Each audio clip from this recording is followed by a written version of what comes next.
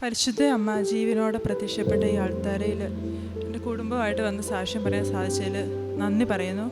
എൻ്റെ പേര് സാൻഡ്ര സബിൻ. എൻ്റെ ആദ്യത്തെ ഉടമ്പടി നിയോഗം, ഞാനൊരു ബേസിക്കലി ഒരു നേഴ്സാണ്.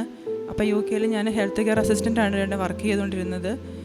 അപ്പം എനിക്കറിയാം എൻ്റെ ഒരു കഴിവ്, എബിലിറ്റിയൊക്കെ. അപ്പോൾ OET ഒക്കെ എത്ര തവണ ഈ പിള്ളേരെ വെച്ചുകൊണ്ട് എനിക്കൊത്തിരി ടൈം വേണ്ട ആളാണ് പഠിക്കാനൊക്കെ. അപ്പോൾ ഒരു ഓൺലൈൻ കോഴ്സിന് ജോയിൻ ചെയ്തായിരുന്നു. പക്ഷേ ആ ബുക്കുകൾ പോലും എനിക്ക് മുഴുവനായിട്ട് വായിക്കാനൊന്നും ഇതുവരെ സാധിച്ചിട്ടില്ല. മുഴുവനായിട്ട് പോയിട്ട് പകുതി പോലും ഞാൻ വായിച്ചിട്ടില്ല. പക്ഷേ ഒരു തവണ OET എഴുതി ഒരു മൊഡ്യൂൾ മാത്രം പാസ്സായി, ഒരു 2 മന്ത് കോഴ്സ് എടുത്തിട്ട്. അപ്പം ഞാൻ അന്ന് ആ OET സെൻറ്ററിൽ പോയപ്പോൾ ഞാൻ ഉപ്പിട്ട് പ്രാർത്ഥിച്ചു, മാതാവേ എനിക്ക് ഇനി ഇവിടെ വരാൻ ഇടയാക്കരുതെന്നാണ് പ്രാർത്ഥിച്ചത്. പക്ഷേ അമ്മ അത് സാധിച്ചു തന്നു. അതെങ്ങനെയാണെന്ന് ചോദിച്ചിട്ടുണ്ടെങ്കിൽ രാജ്യത്തിൻ്റെ നിയമം മാറ്റിയിട്ട് തന്നെയാണ്. കാരണം UK പുതിയ റൂള് വന്നു. ഹെൽത്ത് കെയർ അസിസ്റ്റൻ്റൊക്കെ ആണെങ്കിൽ നമ്മുടെ എംപ്ലോയർ നമ്മളെ സപ്പോർട്ട് ചെയ്യുവാണെങ്കിൽ നമുക്ക് NMC പിൻ നമ്പർ കിട്ടുമെന്നും പറഞ്ഞു. അപ്പോൾ അമ്മ അത് വേറെ രീതിയിൽ ഇടപെടുകയാണ് ചെയ്തത്.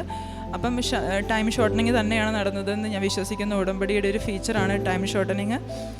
കാരണം ഒത്തിരി നാൾ OET ഒക്കെ എഴുതുവാണെങ്കിൽ എനിക്കറിയാം എത്ര തവണ എഴുതാണ്ട് വരുന്നത്. പക്ഷേ അമ്മ അത് സാധിച്ചു തന്നതിന് നന്ദി പറയുന്നു.